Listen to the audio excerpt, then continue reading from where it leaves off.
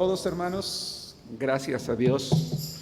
Quedémonos con ese pensamiento en nuestro corazón, ¿verdad? Dice, Jesús es fuerte. Una de las cosas más hermosas que debemos mantener en mente es eso precisamente, que nuestro Jesús, que nuestro Dios es fuerte y por lo tanto nuestra esperanza en Él es una esperanza firme, bien fundamentada, bien establecida, hermanos. No hay nada que escape de sus manos. Vamos a abrir nuestras Biblias, por favor.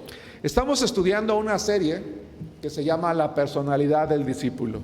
A través de las semanas hemos venido aprendiendo que nuestra capacidad de pensar, nuestra capacidad de sentir y nuestra capacidad de decidir deben de ser gobernados por Dios. Durante varias semanas, 5 o 6 semanas, hablamos acerca de nuestras emociones.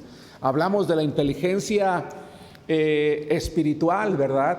Hablamos de la inteligencia emocional, hablamos de cómo Dios por medio de su Espíritu Santo puede capacitarnos para tener el control de nuestra persona de manera completa y de manera absoluta, en la medida en la que nosotros dependamos de Él y seamos creyentes, que en cada momento de debilidad, en cada momento de prueba, le busquemos a Él. Hemos comentado, hemos repetido una frase en las últimas semanas: nuestras emociones son un regalo de Dios y Él nos las dio para poder disfrutar de la vida, para disfrutar de sus criaturas, de su creación, para disfrutar nuestra relación con Él, para disfrutar todo momento. Y también nos ha dado la capacidad de tener el control de ellas para que ellas no nos controlen a nosotros. El día de hoy quiero continuar con el mismo tema de la personalidad del discípulo. Quiero hacer a un lado esos breves temas de las emociones y quiero englobar todo lo que hemos venido aprendiendo en las últimas semanas, hermanos, en el tema del día de hoy que se llama el discípulo cede el control. El discípulo cede el control. Yo creo que no me atrevería a decir que es un problema humano y tal vez ni siquiera de la mayoría de los seres humanos, pero sí creo que muchos seres humanos, hermanos, tenemos un problema. Nos gusta tener el control, ¿no? Nos gusta saber que tenemos el control de nuestra vida, de nuestra familia, de nuestro trabajo, de nuestra existencia. Pero de repente algo pasa y nos damos cuenta que en realidad no teníamos el control de nada, que realmente no podíamos controlar nada. Y prueba de ello es que perdemos el trabajo, que perdemos la salud, que de repente algún negocio fracasa o algo sale mal, o que no teníamos las fuerzas o la capacidad realmente de controlar todas las cosas, y es cuando nos damos cuenta de nuestra debilidad. Algunas veces nos sirve para acercarnos a Dios, algunas veces nos sirve para alejarnos más de Él, algunas veces nos sirve para lo que ustedes y yo querramos, aunque Dios quisiera que nos sirviera para darnos cuenta que lo necesitamos a Él. Por eso es que el título de hoy se llama El discípulo cede el control. El discípulo es un cristiano, es una persona que ha creído en Cristo y que voluntariamente, racionalmente decide cederle de manera completa y absoluta el control de su vida a Dios. Sabe que tiene capacidades, sabe que tiene inteligencia, sabe que tiene fuerzas, sabe que tal vez tiene recursos, pero no confía en lo que tiene o en lo que es o en lo que puede llegar a ser, sino que confía en lo que Dios puede hacer con su vida, puede hacer con él a través del tiempo. Y cuando decimos que tenemos que ceder el control, una de las primeras cosas que tenemos que hacer es romper tradiciones, romper la tradición. ¿La tradición de qué? Vamos a leer la palabra de Dios en el libro de Isaías, capítulo 63, versículo 10. Vamos a recordar al pueblo de Israel, después vamos a recordar a la iglesia de la época apostólica, para también traer una aplicación a cada uno de nosotros, hermanos. El pueblo de Israel era un pueblo impresionantemente bendecido. Es un pueblo, no me atrevo a decir que es un pueblo impresionantemente bendecido, pero que lamentablemente, por lo menos en el pasado y probablemente también el día de hoy, hermanos, es un pueblo cuya tradición era la rebelión, era la rebeldía. A veces hermanos, conocemos personas que decimos, yo he conocido personas a través del tiempo que salimos a evangelizar, hermanos, que hay gente que dice, es que si Dios me diera todo lo que yo quisiera, yo lo adoraría a Él. Es que si Dios, y si Dios me hiciera, Dios esto, Dios el otro, ¿saben? Hay un pueblo, el pueblo de Israel, compuesto por millones de seres humanos, a quien Dios les dio todo. Les dio riqueza, les dio poder, les dio reyes, les dio propiedades, les dio autoridad sobre las naciones, pero no por eso fueron un pueblo que cedía el control de sus vidas a Dios, al contrario. Y eso es porque en el corazón del ser humano habitualmente, hermanos, hay egoísmo, hay egolatría, hay rebeldía. Un discípulo que rompe la tradición, entonces hace a un lado todo eso. Vamos a hacer un breve recuento. Isaías capítulo 63, versículo 10, dice, mas ellos fueron rebeldes e hicieron enojar su Santo Espíritu, por lo cual se les volvió enemigo y Él mismo peleó contra ellos. ¿Por qué Dios es una persona si Él no tiene un cuerpo? Porque personalidad no es sinónimo de corporeidad. Personalidad es la capacidad de pensar, de sentir y decidir. Y Dios siente. Una emoción primaria, el enojo. ¿Dios se enoja? Claro que sí, por supuesto, ¿verdad? La diferencia entre el enojo de Dios y el mío es que muchas veces cuando yo me enojo termino haciendo cosas impropias, diciendo palabras incorrectas, pero Dios es santo y Él no tiene relación con el pecado. ¿Qué le causa enojo a Dios? La rebeldía del hombre. El enojo es bueno. Hermanos, es bueno enojarnos también, que te enoje, por ejemplo, la injusticia, que te enoje la maldad, que te enoje el abuso, ¿verdad? Que muchas veces ocurre en la sociedad, pero que ese enojo te lleve a hacer algo. Y el enojo de Dios le llevaba no solamente a amar más a su pueblo, sino a traerlo en misericordia hacia Él. Y sin embargo, a pesar de eso, el pueblo seguía rebelándose una y otra vez al Espíritu de Dios, hasta que llegó el punto, dice la Biblia, en que Dios volvió la espalda a su pueblo, los abandonó y los entregó a sus enemigos, y solo hasta que ellos se vieron debilitados, se vieron sin sus recursos, se vieron sin todo lo que tenían, volvieron a clamar a Dios. Es decir, solamente clamaban a Dios cuando lo necesitaban. ¿Por qué decimos el día de hoy, hermanos, que un discípulo rompe la tradición? Porque un discípulo de Cristo es un cristiano que busca a Dios en todo momento, que no nada más lo busca cuando lo necesita. Sabe que su vida depende de Él como el aire que respira, como la comida que sustenta su cuerpo todos los días. Les voy a leer, escuchen, Hechos capítulo 7, versículo 51. Duros e incircuncisos de corazón y de oídos, vosotros resisten siempre al Espíritu Santo como sus padres, así también ustedes. Dice la palabra de Dios, dice Lucas en Hechos capítulo 7, versículo 51, recordando al pueblo, dice, Dios está con su Espíritu, recordándoles, volviéndoles a lo bueno, recordándoles la palabra de Dios, queriéndolos traer de regreso. Dice, pero ustedes no quieren escuchar, no quieren oír. Entre más escuchan, más rebeldes, más duros son. Qué triste es, hermanos, qué triste sería que yo como hijo de Dios, y quiero, como acostumbro a hacerlo, ponerme como ejemplo, ¿verdad? Qué duro sería que yo pase día y noche escuchando la palabra, viniendo domingos, viniendo miércoles a escuchar la palabra de Dios, y que eso, en lugar de cambiar mi mente, de transformar, ¿verdad? Mi voluntad a la voluntad de Dios, eso me haga más duro y me haga más rebelde. Eso fue lo que pasó con el pueblo de Israel.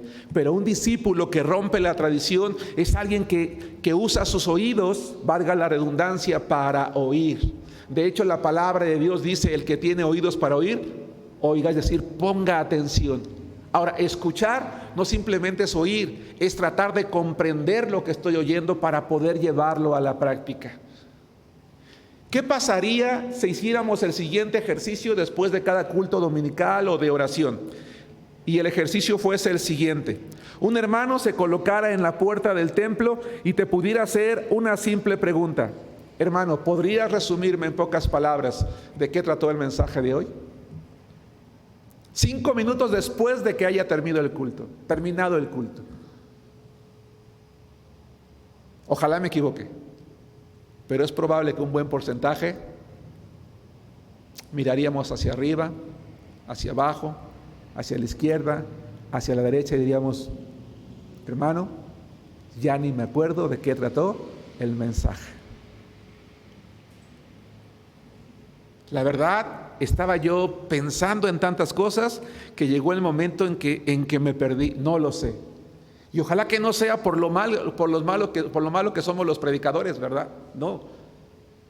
Yo he dicho en más de una ocasión que mi oración a Dios es que cada mensaje que Él me permite compartir llegue al corazón de cada uno de los que escucha, así como en el mío, para que transforme nuestra mente, que la palabra de Dios sea ese alimento que tú que vienes aquí al templo, te conectas a la transmisión, estabas esperando en la semana. Que cada domingo que vienes a escuchar la palabra de Dios digas, ese mensaje era para mí, era lo que yo necesitaba oír, era esa palabra de ánimo, de aliento, de confort, o me redargulló, me confrontó, o fue como una pedrada para mí, como dice de repente el hermano Omar, ¿no? que me dio en lo más sensible, pero fue para mí, yo necesitaba eso, y que durante la semana lo digerimos, lo pensamos, lo repasamos. Un discípulo cede el control de Dios, cede el control de su vida a Dios, y lo primero que hace es romper la tradición. Es alguien que atiende la palabra del Señor. Por generaciones el ser humano en general, hermanos, se ha opuesto a la influencia de Dios. Hoy en día el ser humano no es distinto, se sigue oponiendo a la influencia de Dios, tanto que hay algunas palabras que uno ya no puede decir, ¿verdad? Porque el ser humano no quiere escuchar la voluntad de Dios. Las personas luchan para mantener el control, no para cederlo. Tú y yo, hermano, no luchemos contra Dios, no luchemos como aquel patriarca, ¿verdad?, que fue encontrado por el ángel de Jehová, seguramente con el propósito de bendecirlo, porque venía de regreso a encontrarse con su hermano Saúl para bendecirlo, para decirle que estaba con él. Y cuando Jacob ve al ángel de Jehová, en lugar de postrarse a honrarlo, pelea con él toda la noche. Y no cede hasta que el ángel de Jehová toca su muslo diciéndole, oye, ¿cómo pretendes pelear conmigo? Soy Dios. Y hasta ese momento el patriarca se da cuenta que no podía realmente luchar. Ningún ser humano puede luchar contra Dios. Dios no quiere luchar contra nosotros, quiere bendecirnos, quiere mostrarnos su gracia. Aún los creyentes de hoy, lamentablemente, hermanos, seguimos oponiéndonos a la influencia de Dios. Hermanas, busquen por favor 1 Tesalonicenses capítulo 5 versículo 19, y hermanos varones, vamos a leer Efesios capítulo 4 versículo 30. ¿Por qué Pablo, cuando escribe a la iglesia de Tesalónica y a la iglesia de Éfeso, le recuerda esto? No necesariamente porque lo estaban haciendo. Apenas el domingo predicaba yo que la iglesia de Tesalónica era una iglesia ejemplar, pero sí sirve como una exhortación. Pablo sintió la necesidad de exhortar a los tesalonicenses, a los hermanos de Éfeso, recordándoles su responsabilidad. ¿De qué? Su responsabilidad de ceder el control a Dios. Y para ceder el control a Dios hay algo que no tenemos que estar haciendo, hermanas. Vamos a leer fuerte, es un pasaje muy pequeñito. Dice así la palabra de Dios: no apaguéis al Espíritu. No apaguéis al Espíritu. En griego, la palabra apagarse significa enfriar, o metafóricamente significa reprimir, es decir, detenerlo. Uno de los mejores ejemplos que podemos utilizar, aunque no domino el deporte, el fútbol americano, ¿no? Una barrera de hombres muy fuertes se colocan frente a otros porque uno quiere tomar el balón y quiere cruzar, quiere correr ciertas yardas para llegar a otro lugar y colocar, ¿verdad?, puntos. Pero hay una barrera que está allí lista para detenerla, y van a hacer hasta lo imposible, pasar por encima de quien sea, con tal de detener a esa persona para que no llegue al balón. Y es increíble si ustedes ven un día un partido de fútbol americano, hermanos, cómo esa persona, ¿verdad?, tiene que incluso retroceder unos pasos porque se dejan venir. Alfredo, tú conoces de fútbol americano, ¿cómo se le llama esa línea, verdad? Vienen contra él y se echa para atrás, y apenas está haciendo esto para levantar el balón cuando ya tiene a media docena encima.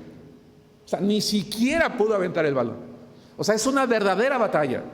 Bueno, a veces los cristianos parecemos esa línea contra el Espíritu Santo. Está queriendo, ¿verdad?, hacernos avanzar, y nosotros estamos enfriándolo, reprimiéndolo. Hermanos varones, Efesios capítulo 4, el mismo pensamiento en una palabra distinta, en griego la misma palabra. Dice así Efesios 4:30: y no contristéis al Espíritu Santo de Dios, con el cual fuisteis sellados para el día de la redención. Dice Dios: yo sé que cada ser humano que cree en mí le va a costar la vida cristiana, pero para que no le cueste, le voy a dar de mi espíritu, porque mi espíritu lo va a ayudar en los momentos de debilidad, lo va a levantar cuando no tenga fuerzas, va a renovar su ánimo, va a tomar el control de su mente, de su voluntad, de sus emociones, y aun cuando él crea que no va a poder salir adelante, el Espíritu Santo le va a hacer sentir que sí. Pero, como decía hace rato, muchas veces lo apagamos, lo contristamos, lo enfriamos, lo reprimimos. ¿Cuál es entonces, para resumir este primer punto, la decisión que podemos tomar? ¿Alguien recuerda la decisión que tomó Josué? Incluso no quiero ni leerlo porque sé que muchos lo saben de memoria. En Josué capítulo 24, versículo 15. Dice: yo no sé lo que ustedes van a hacer, le dice este hombre al pueblo, pero yo y mi casa serviremos a Jehová. Eso es romper la tradición. ¿Qué te parece, hermana? ¿Qué te parece, hermano? Joven, señorita, hermano adulto, hermanos ya que estamos en camino de la tercera edad y algunos que ya la cruzaron o cruzamos. Si hoy tomamos la decisión de decirle al Señor: Señor, hoy yo voy a romper la tradición de mi familia, la tradición de mis padres, de mis hermanos, de la sociedad en la que vivo. Hoy voy a romper la tradición de la iglesia en Arenal. Si aún toda la iglesia estuviese lleno por hermanos como yo, que somos rebeldes, yo voy a tomar la decisión de decirle a Dios: Señor, yo y mi casa serviremos a Jehová. Pero quiero ir más allá todavía. Quiero ir más allá todavía. Porque a lo mejor tu casa dice no, tus hijos dicen no, hazlo tú. Tus padres dicen no, hazlo tú. Tu cónyuge dice no, hazlo tú. Rompamos la tradición y digámosle a Dios: Señor, yo te voy a servir. Toma el control de mi mente, de mi voluntad, de mis emociones, de mi persona, y controla mi vida.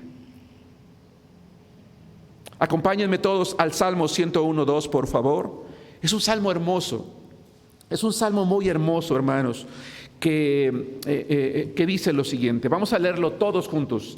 Salmo capítulo 101, versículo 2. Si pueden, pónganse de pie. Está sintiéndose un poquito de calor, y el calor de repente pues nos arrulla, ¿verdad? Y luego mi voz angelical también lo hace, entonces ya se me duermen. Dice Salmo 101:2, fuerte: entenderé el camino de la perfección cuando vengas a mí, en la integridad de mi corazón andaré en medio de mi casa. Amén. Tomen asiento. Qué hermoso pasaje. Qué hermosa decisión tomó el salmista: en la integridad de mi corazón andaré en medio de mi casa. Porque en la casa es donde nos conoce la familia, donde, hermanos, no quiero ofender a nadie, y repito, por eso siempre me pongo como ejemplo, ¿verdad? Y sé que mi esposa está viendo la transmisión. En casa somos reales, allí no ocultamos. Aquí al templo venimos y ponemos una carita así como de aleluya, aleluya, y todo el mundo nos ve así como con un arito en la cabeza y así, muy bien. Ay, el hermano, mira qué santo, qué santa la hermana, ¿no? Y nunca dice nada, nunca tuerce la boca. No, hombre, pero en su casa, o sea, venimos al templo y nos colocamos una máscara y luego llegamos a casa y nos la quitamos. Ahora sí soy yo, ¿verdad? Aquí sí puedo ser yo. No, dice el salmista: andaré en la integridad de mi corazón en medio de mi casa. Eso es romper la tradición. Eso es ceder el control a Dios. ¿Me estoy explicando, hermanos? Eso es ceder el control a Dios. 2. Entonces el discípulo cede el control. 1. Y entonces rompe la tradición. 2. Rompe la frialdad. Hermanos, 2 Timoteo capítulo 1 versículo 6 es un llamado precisamente a romper la frialdad. precisamente, hermanos, a avivar la presencia de Dios en cada uno de nosotros. Y me parece que es muy apropiada la palabra o el término que el autor de este pasaje de la Biblia utiliza. Voy a dar unos segundos para que todo el mundo lo tenga y podamos leerlo todo junto. Hermano, hermana, tu corazón está frío, tu vida cristiana, mi vida cristiana está fría, está como en un congelador. Dice 2 Timoteo capítulo 1:6, fuerte todos juntos, dice: por lo cual te aconsejo que avives el fuego del don de Dios que está en ti por la imposición de mis manos. Dice Pablo, que avives el fuego. Hermanos, mañana, bueno, aquí en México se celebra un mes patrio. Y mañana es una celebración especial. No falten a la iglesia, hermanos, al templo. Va a haber una actividad especial. Y yo decía hace unas semanas que lo anunciaba, que pues es una buena oportunidad para tener una fogata, ¿verdad? Y pasar la noche cantando allí con unos bombones, no lo sé, alabando a Dios. ¿Por qué no? Platicando de repente quizás algún chiste sano por allí, pasando un buen momento. Pero el punto al que voy es al siguiente. Si tú has tenido la oportunidad, hermano, hermana, de estar un día en una fogata, las fogatas de manera natural, en la medida que se consumen, tienden a disminuir en la fuerza. Entonces, cotidianamente tenemos que estar colocando leña, ¿verdad? Suficiente a efecto de poder avivar ese fuego. Si algún día has estado en una fogata donde la noche ha sido extremadamente fría, entonces tienes que echarle mucha leña para que se levante el fuego grande y entonces se siente ese calor, porque si no es impresionante pasar una noche así. Yo creo que estamos viviendo en una época en la que el cristianismo está frío. Y me refiero al cristiano en general en todo el mundo, está frío. Ayer, hermanos, andábamos en la obra misionera trabajando, compartiendo la palabra de Dios. Una hermana de la iglesia Cuauti, íbamos en nuestro equipo, iban 4 hermanos de Cuauti, 4 hermanos de Arenal. En otro equipo iba el hermano Omar con su familia, la hermana Gaby. Hicimos parejas, nos tocó compartirle de Cristo a 2 varones. Estaban con su botella de alcohol y dije, vamos acercándonos, le digo a la hermana, vamos a compartirle de Cristo, ¿le parece? Dice así. Y les empezamos a compartir de Cristo. Un muchacho joven, con mucha tristeza escuché, nos dijo, yo soy hijo de pastor. Dice, yo he leído la Biblia. Dice, yo soy hijo de pastor. Y dentro de mí dije, Dios mío, ¿y qué estás haciendo aquí entonces? Con la botella de alcohol literal, sin nada, bebiéndosela.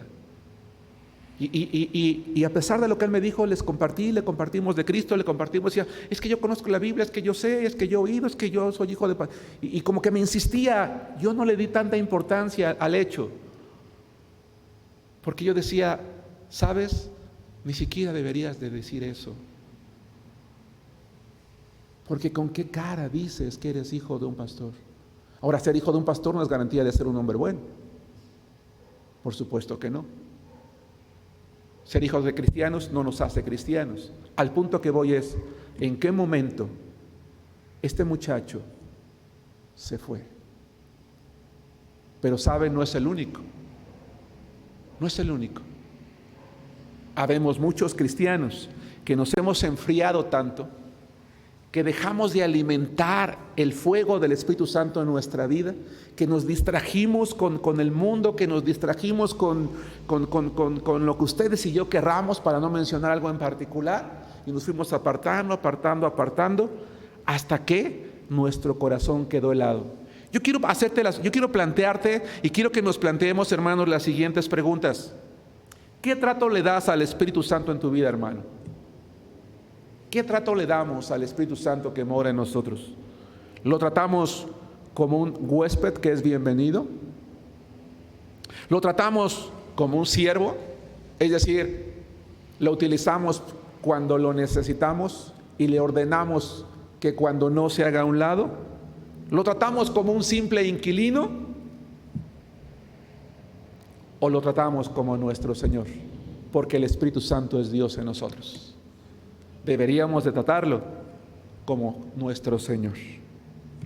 Por lo cual dice Pablo, te aconsejo que avives el fuego del don de Dios que está en ti. ¿Acaso acaso Timoteo se había enfriado en su fe? No, él era un pastor fiel. Es descrito por Pablo como verdadero hijo en la fe, fiel ministro del Señor. Pero entonces, ¿por qué a un hombre fiel le recuerda que avive el fuego? Porque todos tenemos que hacer eso.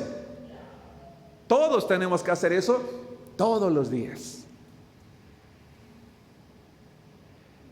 No hay que descuidar. Más atrás, anótelo, lo voy a leer. El hermano Eloy, a los hermanos que están en la transmisión, está proyectando los pasajes. Dice 1 Tesalonicenses 4:14: no descuides el don que hay en ti, que te fue dado mediante profecía, el mismo pensamiento, con la imposición de las manos del presbiterio. Hermanos, acompáñenme al Salmo capítulo 9, versículo 1. Salmo capítulo 9, versículo 1. ¿Qué trato le das al Espíritu Santo? ¿Como un huésped? ¿Como un siervo? ¿Como un inquilino? ¿O como tu Señor? Él es Dios en nosotros. Hermanos, un discípulo que cede el control a Dios no solamente rompe la tradición de ser rebeldes, sino que rompe la frialdad de su corazón, aviva el Espíritu Santo a efecto de seguir adelante en el camino de la fe. En cada momento. Hemos dicho en repetidas ocasiones que todo discípulo es un cristiano, pero que no todo cristiano es un discípulo. Tú y yo somos discípulos, avivemos al Espíritu Santo. Dice Salmos 9:1, les suplico que lean conmigo. Dice, te alabaré, oh Jehová, con todo mi corazón, contaré todas tus maravillas. Hermanos, dice, con todo mi corazón. Con todo mi corazón. Un pensamiento, hermanos, una meta, un ideal que tiene la sociedad de hoy es borrar el nombre de Dios del pensamiento del ser humano. Hacer que el ser humano se avergüence de ser cristiano. Y para ello, ¿verdad? Una manera de lograrlo son las burlas, son los señalamientos, son ahorillarlos, ¿verdad? Pero el salmista dice, yo te voy a alabar con todo mi corazón. Con todo mi corazón.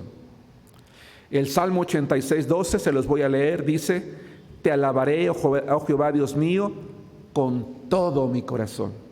Y glorificaré tu nombre para siempre. Qué bueno que, ¿verdad?, habemos de todo el día de hoy en la asistencia de la iglesia. Que ese sea nuestro deseo, hermanos, de alabar al Señor siempre, en cada momento, que el escuchar la palabra de Dios sea algo que nos anime, que nos motive, que respondamos favorablemente, hermanos, a la palabra de Dios. En contraparte, quiero comentarles, hermanos, tocando puertas, una dama nos abre a la hermana y a mí. Nos abrió así bien poquito, ¿verdad? Una tienda, así bien poquito. Le digo, buenas tardes, ¿cómo están? Me llamo Germán, ella es Tere, somos cristianos, venimos de una iglesia bautista y venimos compartiendo la palabra de Dios. Y así como que así me dice, le digo, ¿ha leído la Biblia algún día? Me dice, sí, la he leído. ¿Y qué le ha parecido? Bien. Y así como que iba a cerrar la puerta, le digo, ¿y qué ha leído en la Biblia? No, pues el libro de los Salmos. Le digo, los Salmos. Le digo, excelente decisión, una excelente decisión. Y de ahí me agarré para empezar a compartir la palabra de Dios. Y cuando le dije que había tomado una excelente decisión, abrió un poquito más su puerta. Y empezamos a platicar. Y en la medida en la que fuimos compartiéndole la palabra de Dios, fue abriendo más su puerta. Qué hermoso, porque el empezar a escuchar la palabra le hizo que su semblante cambiara, que su actitud cambiara, que se diera cuenta que no éramos enemigos los que tocamos su puerta, que no queremos traerla a un lugar a donde va a aprender algo malo, sino algo bueno, que se dispuso. Y cuando al final me despedí de ella, le digo, señora, un placer, gracias por atendernos. Le recuerdo mi nombre, me llamo Germán. Y con una sonrisa me dice, yo soy María Guadalupe. Le dije, Dios la bendiga, Guadalupe. Hasta pronto. Me dice, hasta luego. Es decir, cambió su semblante de decir no a una sonrisa. Qué hermoso sería si todos nosotros tuviéramos esa misma actitud hacia Dios. ¿No creen ustedes? porque tomamos la decisión de alabarlo con todo el corazón. Pero para que podamos romper con la frialdad, tenemos que depender de Dios. Y vean lo que dice, acompáñenme al Salmo 119:10, hermanos. Este me parece que es un pasaje muy hermoso. Se me fue el nombre. Esdras, el autor del Salmo 119, un conocedor de la ley, un amante de la ley, por supuesto, de Dios, ora al Señor y le hace una petición. Le hace una petición que, hermanos, creo yo que sería prudente, bueno, sano, recomendable que todos oráramos de esta manera todos los días. Dice: con todo mi corazón te he buscado. Sí, pero dice también algo: no me dejes desviarme de tus mandamientos. Porque aún el creyente más fiel algún día puede terminar desviándose. Que no sea el caso nuestro. Le dice a Dios: Señor, no permitas que me desvíe de tu palabra. Hermanos, que jamás nos vayamos de esta iglesia en Arenal a menos que nos vayamos a levantar otra, a menos que nos vayamos a ser parte de un equipo misionero, a menos que en el trabajo nos manden a otro estado de la República, otra colonia que nos queda tantas horas que entonces ya no podemos venir, pero estamos rápidamente en otra iglesia bautista sana, ¿verdad?, que trabaja y estamos involucrados allí, porque no queremos desviarnos de sus mandamientos. Y finalmente, antes del punto 3, dice el versículo 145 de este mismo Salmo: clamé con todo mi corazón, respóndeme, Jehová, y guardaré tus estatutos. Los voy a obedecer, Señor, respóndeme y yo los voy a obedecer. 3, para terminar. El discípulo cede el control. Para ceder el control debe romper la tradición, debe romper la frialdad, pero también hay algo más que debe romper: la idea de ser pequeño.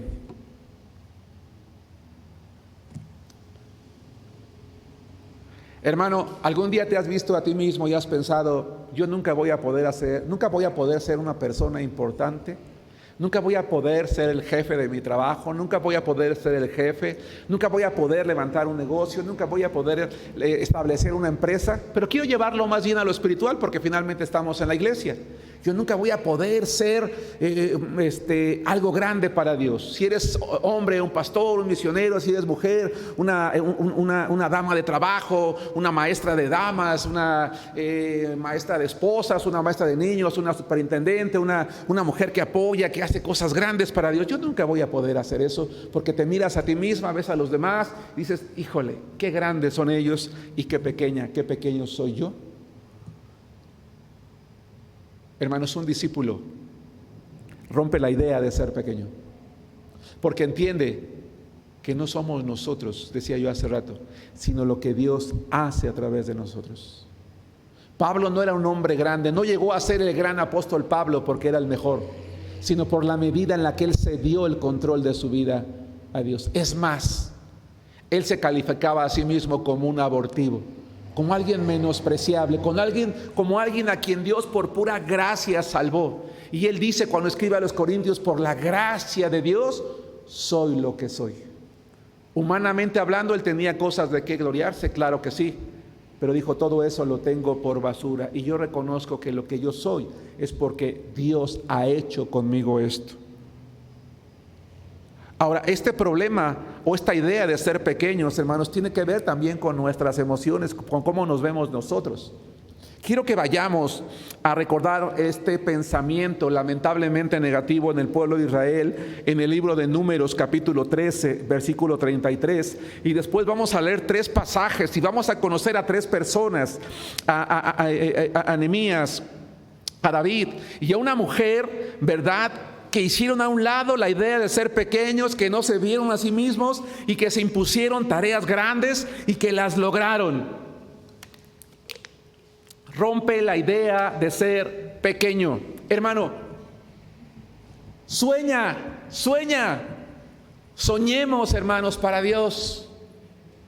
Soñemos para Dios. No hagamos castillos de arena, no.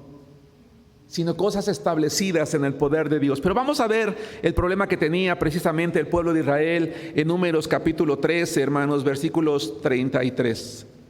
Hermanos, perdónenme, Números, creo que me anda fallando el disco duro.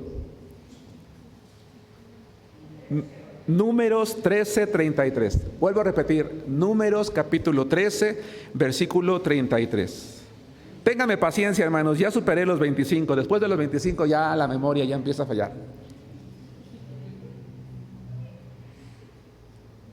Para los que se rieron, ya pasé 25 hace rato, pero ya los pasé. Yo no dije hace cuánto, ya los pasé.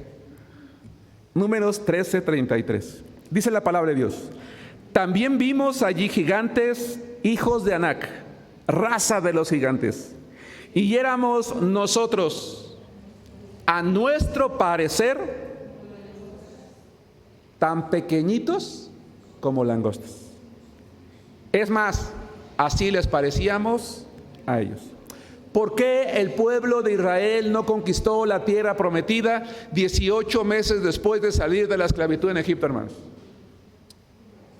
Hermanos, ¿por qué el pueblo de Israel no conquistó la tierra prometida después de 18 meses de haber salido de la esclavitud en Egipto? Por la mentalidad de ser pequeños. Somos pequeños, no podemos. No somos fuertes, no somos valientes, no somos personas de guerra. Mira qué difícil está el enemigo. Mira qué grande, mira qué preparado. Hermanos, si nosotros como hijos de Dios, como miembros de esta iglesia local en Arenal, aquellos hermanos que ven la transmisión, que tal vez son miembros de alguna otra iglesia, si tú y yo no hacemos a un lado esa mentalidad, no vamos a poder conquistar lo que Dios tiene para nosotros. La tierra era de ellos, porque Dios se las había prometido. Les dijo: yo les voy a dar esta tierra. Es una tierra que fluye leche y miel. Les va a costar conquistarla, por supuesto, porque, hermanos, nada nos cae del cielo. Esa película donde llueven hamburguesas, hermanos, es ficción. Mañana no va a llover pozole, hermanos, hay que hacerlo. Entonces, hermanos, las cosas hay que hacerlas. Nos tienen que costar. Pero Dios ha prometido estar con nosotros. Y tenemos que clamar a Dios para que lo que nadie... escucha esta idea, hermano, a ver qué te parece. Tenemos que clamar a Dios para que lo que nadie ha hecho, lo haga nuestra iglesia. Lo hagamos nosotros. Por ejemplo, Nehemías capítulo 2. ¿Por qué Arenal tiene una misión y una visión que se fundamenta en 5 puntos que mencionaba en la predicación dominical apenas de este domingo? Primero, ser una iglesia que permanezca hasta que Cristo venga. 2, ser una iglesia donde todos los miembros somos ganadores de almas. 3, ser una iglesia que establece iglesias y nuestra meta es por lo menos una cada año. 4, ser una iglesia donde se levantan generaciones de pastores y misioneros. Y finalmente, ser una iglesia autosuficiente, económicamente fuerte.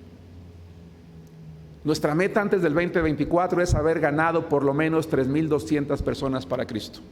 Estén o no en Arenal, ganar 3,200 personas para Cristo. Es algo ambicioso. Y tal vez hay hermanos en la iglesia que dicen: no, o sea, como que el pastor, es cierto, ya pasó los 25 y se le cayó en el camino un tornillo o 2, porque está muy extraño eso que está diciendo. No, hermanos, no. Yo no veo en la palabra de Dios que Dios busque una iglesia que se quede con la idea de ser pequeña. Es más, en la Biblia las iglesias normalmente, creo yo, eran grandes, eran numerosas, porque Dios es grande, hermanos. Por eso, Nehemías capítulo 2, versículo 5, la palabra del Señor dice así: y dije al rey, está hablando Nehemías, si le place al rey, y tu siervo ha hallado gracia delante de ti, envíame a Judá, a la ciudad de los sepulcros de mis padres. ¿Y qué dice? Hermanos, habían pasado más de 100 años que Jerusalén había sido destruida por Nabucodonosor, por sus ejércitos.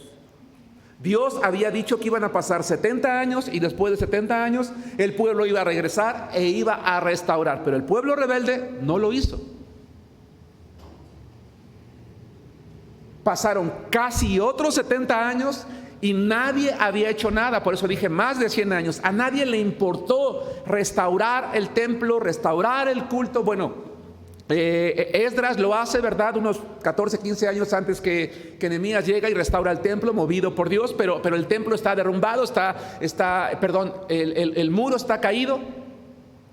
Era importante para que los habitantes volvieran a la ciudad y a nadie le importaba. Nehemías se entera de cómo están las cosas, dedica 3 meses a orar y ayunar. Y llegado el momento, habla con el rey y le dice: rey, quiero que me permitas ir a mi tierra, voy a reedificar mi ciudad. ¿Y qué le hizo creer a este hombre que él podía reedificar esa ciudad? Hermanos, ¿qué le hizo creer a Nehemías que él podía reedificar una ciudad? Un simple copero, un simple hombre. ¿Quién le hizo creer que él podía hacer algo, verdad, que nadie había podido hacer durante más de un siglo? Él confiaba en Dios. En la mente de Nehemías había, en mi opinión, el siguiente pensamiento: Señor, si a nadie le ha importado, me importe a mí. Si nadie lo ha hecho, lo voy a hacer yo. Y aunque yo tenga que hacerlo solo, yo lo voy a hacer. Pero no lo hizo solo, motivó a su pueblo. Y en menos, hermanos, en menos de 50, 60 días, hizo lo que nadie había hecho en más de 100 años.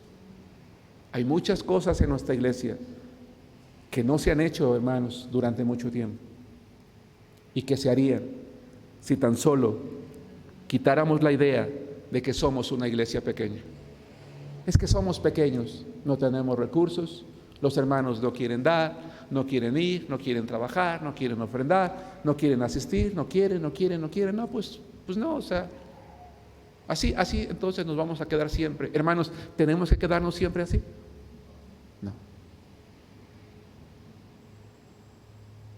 No. Yo no quiero trabajar, hermanos, en una iglesia que piense así.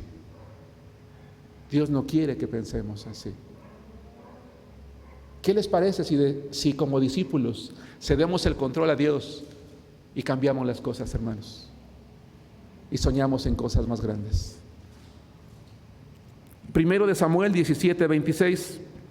Este pequeño muchacho, tal vez veo a Joanán, hermanos, o veo a Abdías, que si no me equivoco son los más jovencitos de aquí, ¿verdad? Tal vez veo a Abril, otra señorita, y dice: no, pues yo estoy chiquito, estoy jovencito, estoy jovencita. Pues sí, a lo mejor esto es para los hermanos grandes, esto es para los hermanos grandes. Está el hoy, ¿verdad? Una señorita como Citlali, los demás que estamos aquí. ¿Qué puedo hacer yo por Dios? Puedes vencer gigantes. Un joven puede vencer gigantes, hermanos, toda su vida, convertirse en un gran guerrero para el Señor, un conquistador. Dice primero de Samuel 17, 26, entonces habló David a los que estaban junto a él diciendo: ¿qué harán al hombre que venciere a este filisteo y quitare el oprobio de Israel? ¿Quién es este filisteo incircunciso para que provoque a los escuadrones del Dios viviente? ¿Conocen ustedes la historia? ¿Cómo terminó esto? Nadie reaccionó. David tuvo que decirles: pues entonces nadie quiere ir, yo voy. ¿Y qué hizo David? Fue, y cuando estuvo delante del gigante, ¿qué hizo? ¿Corrió en sentido contrario? No, corrió hacia él. Corrió hacia él con lo que tenía, con su honda, con la piedra, la lanzó, ¿verdad? Y mató a aquel gigante. Y lo hizo porque dijo: yo vengo a ti en el nombre de Jehová de los ejércitos, el Dios de los escuadrones de Israel. Miles de soldados durante muchos días estaban formados a lo lejos diciendo: somos como langostas ante ese gigante, no podemos contra él, nadie puede contra él. Tuvo que venir un muchacho, un simple jovencito, a demostrar que se podía vencer a un gigante. Tal vez, señoritas, hermanos, varones, hermanas que estamos aquí, todo lo que la iglesia de Arenal necesitaba era que tú vinieras y te pararas y dijeras: hermanos, sí podemos hacerlo. Y seas el primero que te levantes y digas: vean cómo se hace. Y corras, no en contra del enemigo, sino hacia él. Que corras hacia ese sueño, a ese proyecto que quieras hacer. Y entonces nos motives a los demás a decir: es cierto, sí podemos. Pero algo que me conmueve mucho, que tal vez, que espero lograr comunicar lo que quiero, y con eso termino, para dejar el tiempo a mi hermano que está dirigiendo, es Juan capítulo 20, versículos 11 al 15.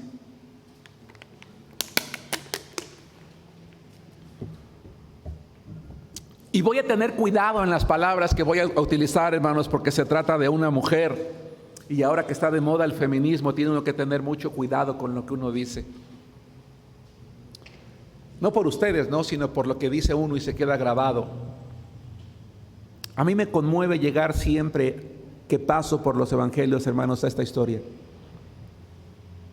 Juan 20:11. Jesús había muerto. Una de las mujeres tristes está esperando que pase el día de reposo, va a buscar a Jesús. Versículo 11, pero María Magdalena estaba afuera llorando junto al sepulcro. Ella amaba a Jesús y mientras lloraba, se inclinó para mirar dentro del sepulcro y vio a 2 ángeles con vestiduras blancas que estaban sentados, el uno a la cabecera y el otro a los pies, donde el cuerpo de Jesús había sido puesto. Y le dijeron: mujer, ¿por qué lloras? Les dijo: porque se han llevado a mi Señor y no sé dónde le han puesto. Cuando había dicho esto, se volvió y vio a Jesús que estaba allí, mas no sabía que era Jesús. Jesús le dijo: mujer, ¿por qué lloras? ¿A quién buscas? Ella, pensando que era el hortelano, le dijo: Señor, si tú lo has llevado, dime dónde le has puesto, dónde lo has puesto, y yo lo llevaré.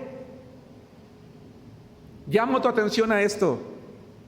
Yo no sé qué estatura tendría María Magdalena, qué complexión tendría, pero hermanos, yo con todo respeto quiero decir lo siguiente: ¿tendría la capacidad física de cargar el cuerpo de Jesús desde donde se lo pudo haber llevado el hortelano, si hubiera sido el caso, el cuidador?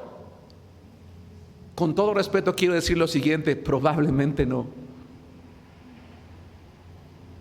Pero ella dijo: Señor, ¿dónde está? Y no importa que la tarea sea difícil, yo la voy a hacer. Dime dónde está y yo lo puedo tomar para llevarlo de nuevo a su lugar, para acabar de ungir su cuerpo. ¿Sí me explico, hermanos? Eso hace un discípulo. No se achica ante la tarea, dice: yo la puedo hacer. Amada iglesia en Arenal, yo te quiero preguntar a ti, a cada uno de ustedes: ¿no creen ustedes que los planes y propósitos que tenemos podemos llevarlos a cabo? ¿Crees que podemos llevarlos a cabo? Sí, si estamos dispuestos a romper con la idea de que somos pequeños. Pero no si somos como el pueblo de Israel, que nos consideramos como langostas. Pero el costo fue vagar en el desierto y perder las bendiciones de Dios. Ganémoslas mejor y disfrutemos de ellas, hermanos, cada día de nuestra vida. Que Dios les bendiga.